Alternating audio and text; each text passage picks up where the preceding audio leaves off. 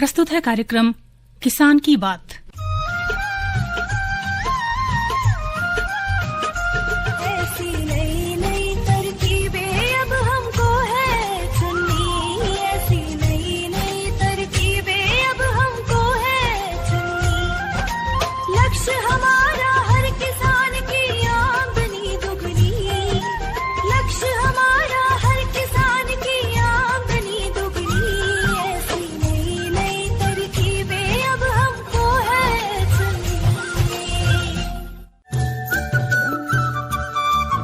इस कार्यक्रम के प्रायोजक है कृषि एवं किसान कल्याण मंत्रालय, भारत सरकार।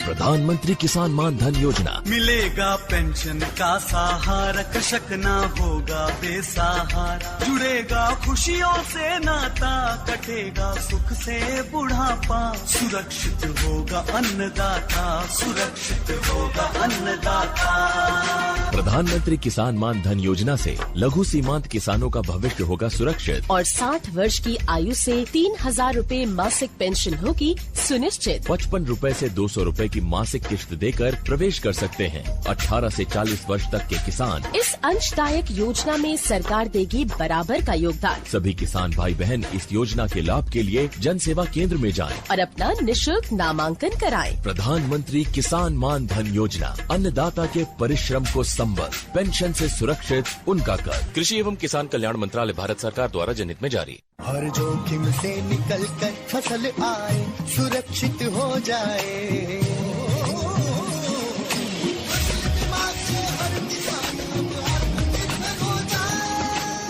संकट के समय प्रधानमंत्री फसल बीमा योजना किसानों के लिए वरदान है। अब सूखा पड़े या बाढ़ आ जाए कोई डर नहीं। अब ओले पड़े या कीट पतंगे फसल खा जाए कोई फिक्र नहीं, क्योंकि हमने लिया है प्रधानमंत्री फसल बीमा।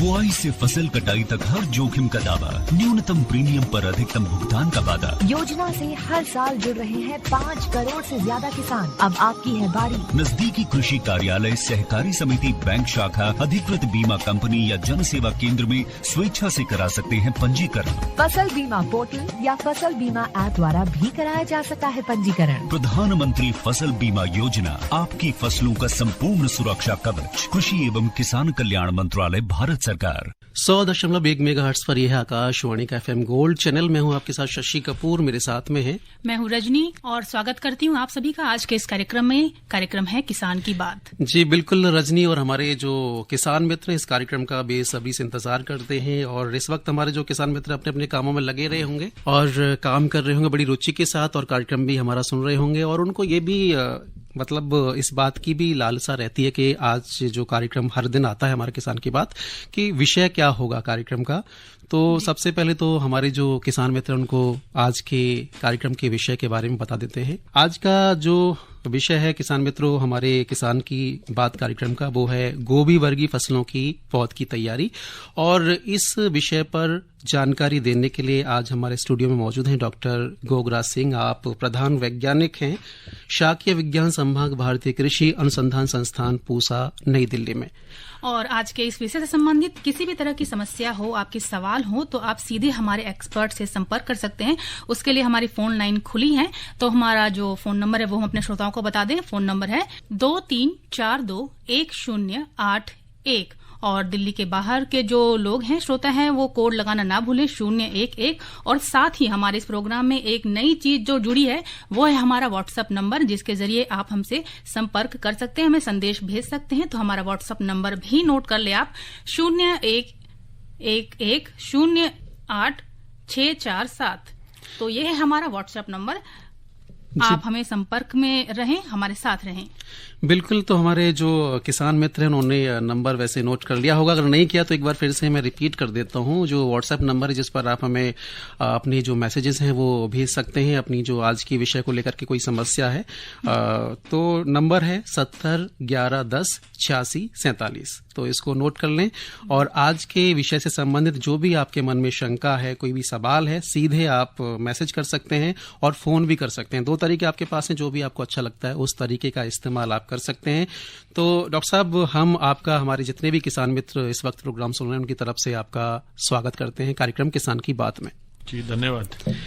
और जैसा कि आज का हमारा जो विषय है गोभी वर्गीय फसलों की पौध की तैयारी, तो पौध की तैयारी भी डॉक्टर साहब हम करेंगे, लेकिन सबसे पहले बात आती है बीज की। तो हमारे जो किसान मित्र हैं उनका यही सोच रहती है कि अच्छा जो बीज है उनको मिले। तो हम आपसे जानना चाहेंगे कि जो गोभी वर्गीय फसलें जैसे कि फूल गोभी है, बंद गोभी है, गांठ गोभी है, तो कौन कौन सी उन्नत किस्में हैं और अपने क्षेत्र के हिसाब से जो हमारे किसान मित्र वो कैसे चयन करें? देखिए, अगर बीज की बात करते हैं तो जो किसान भाई है उनको मैं ये सलाह देना चाहता हूं कि सबसे पहले तो ये आता है कि आप बीज कहां से खरीदें। जी। तो बीज खरीदने के लिए अलग अलग क्षेत्रों में हमारे जो भारतीय कृषि अनुसंधान परिषद है उसके कुछ संस्थान है जो इस पे शोध करते हैं, जो गोभी वर्गीय सब्जियां हैं उन पे। तो उनका बीज खरीदने के लिए आप एक तो जो भारतीय कृषि अनुसंधान संस्थान नई दिल्ली है, जो पूसा है, उसके साकी विज्ञान संभाग, वहां से भी आप इसका बीज ले सकते हैं। और जो हमारी बीज उत्पादन इकाई है वहां से इसका बीज खरीद सकते हैं। और जो पछेती गोभी वर्गीय जो सब्जियां होती है उनका बीज आप जो हमारा रीजनल स्टेशन है जो हिमाचल में कुल्लू में, वहां से आप इसका बीज ले सकते हैं। और जो किसान उत्तर प्रदेश और बिहार के आसपास खेती करना चाहते हैं वो भारतीय जो सब्जी अनुसंधान संस्थान है वाराणसी में, वहां से बीज ले सकते हैं। और इसका जो बीज है वो भारतीय जो उद्यानिकी संस्थान है बेंगलोर में है, वहां से आप इसका बीज खरीद सकते हैं। तो बहुत सारे संस्थान है जो सरकारी संस्थान या जो राज्यों की जो राज्य कृषि विश्वविद्यालय है वहां से आप संपर्क कर सकते हैं। और जो राज्यों के राज्य बीज निगम है और जो राष्ट्रीय बीज निगम है वहां से आप कहीं से भी इनका बीज खरीद सकते हैं। और डॉक्टर साहब, जैसे कि हर जिले में कृषि विज्ञान केंद्र होते हैं, क्या वहां पर भी हमारे जो किसान मित्र संपर्क कर सकते हैं बीज के लिए? संपर्क कर सकते हैं, लेकिन आपको ये कि कौन सी किस्म लेनी है, कब बुआई करनी है, इसके लिए आप परामर्श ले सकते हैं। बीज वहां पर आपको शायद उपलब्ध नहीं करा पाए कृषि विज्ञान केंद्रों में, ये बीज नहीं मिल पाएगा, लेकिन जानकारी हमारे किसान मित्रों को मिल सकती है जी। और जो दूसरी बात है वो है कि अब किस्मों की अगर हम बात करते हैं तो इसमें अलग अलग गोभी वर्गीय फसलें होती है। तो जैसे कि हम बात करते हैं अगर पत्ता गोभी की, तो इसमें दो प्रकार की किस्में होती है, एक तो अगेती किस्में और एक पछेती किस्में। तो जो अगेती किस्में होती हैं, जो अभी जिनकी पौध तैयारी का समय चल रहा है, उनमें है गोल्डन एकड़ है, प्राइड ऑफ इंडिया है, पूसा अगेती है, पूसा सिंथेटिक है। इन किस्मों का किसान भाइयों को चयन करना चाहिए। और जो पछेती किस्में हैं जिनकी पौध सितंबर और अक्टूबर में तैयार होगी, उनके लिए पूसा ड्रम हेड और पूसा मुक्ता, जो दो किस्में बहुत अच्छी और अधिक उत्पादन देने वाली किस्में, इनका चयन करना चाहिए।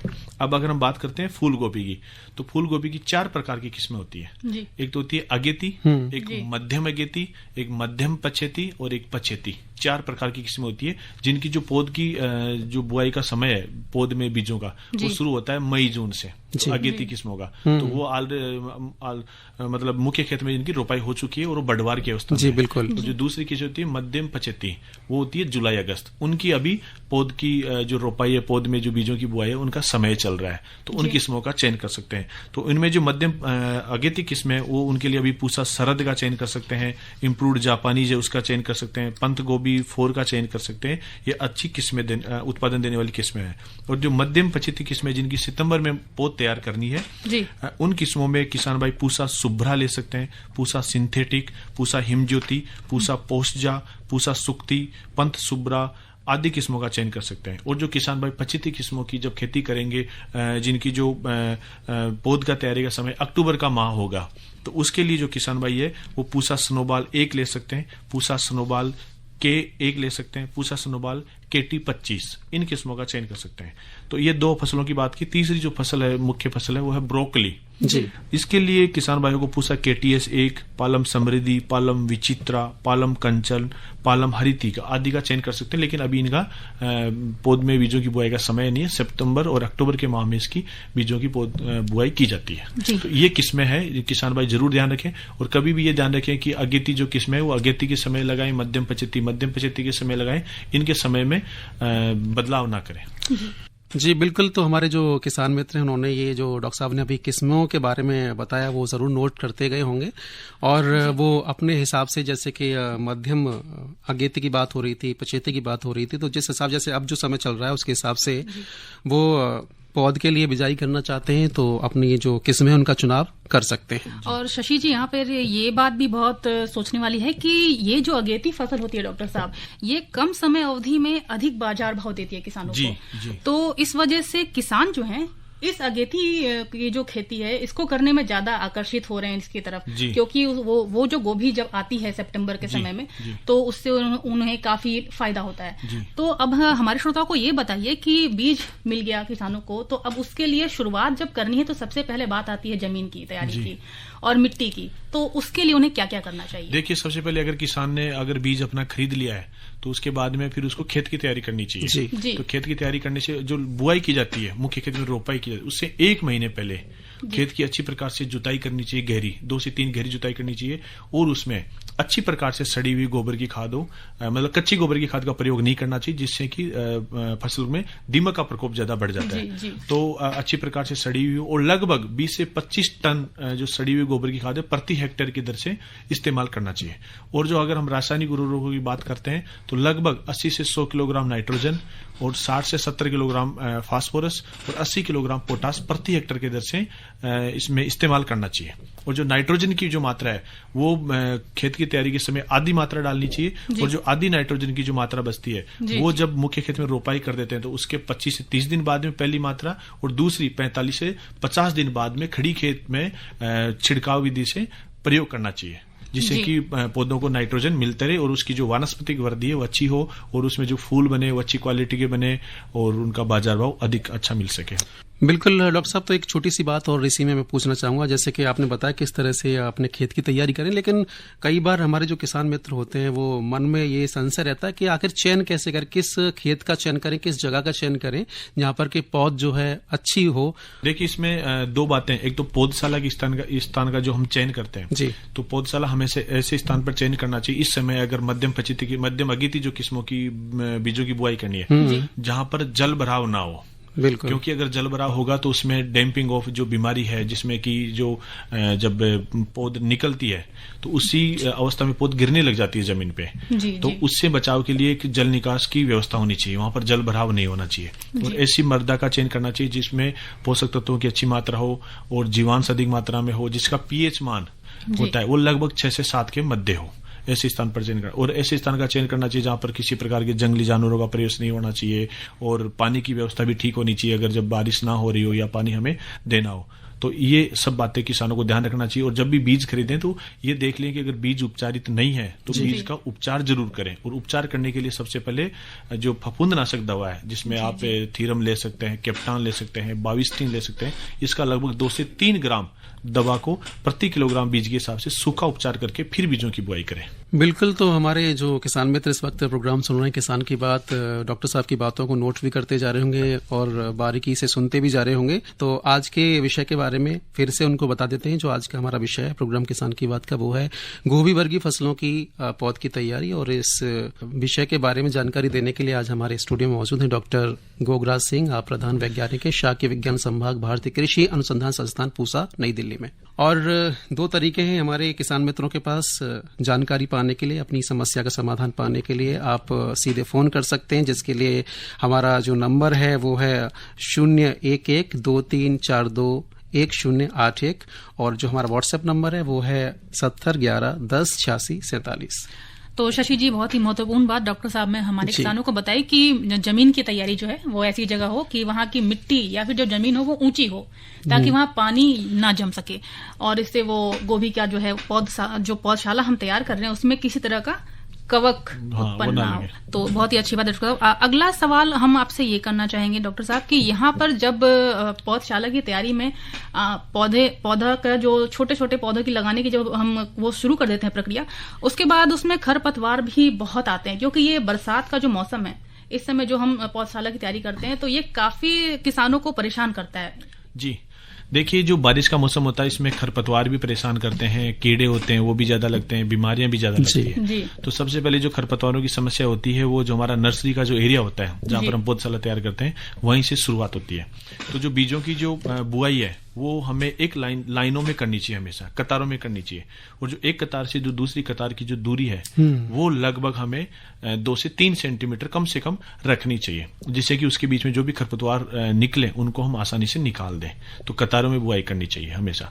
और जो नर्सरी की जो भूमि होती है उसमें हम जो पेंडिमेथिल नाम की दवा है उसका भी लगभग हम अच्छे से एक स्प्रे कर देते हैं, जिससे भी उसमें खरपतवार नहीं निकलते हैं। और जो मुख्य खेत में जो खरपतवार होते हैं ये मुख्य फसल से पोषक तत्वों के लिए, पानी के लिए, नमी के लिए आदि के लिए ये कंपटीशन करते हैं, जिससे कि मुख्य फसल को हानि पहुंचाते हैं, बीमारियों को शरण देते हैं, बहुत प्रकार की कीटों को शरण देते हैं।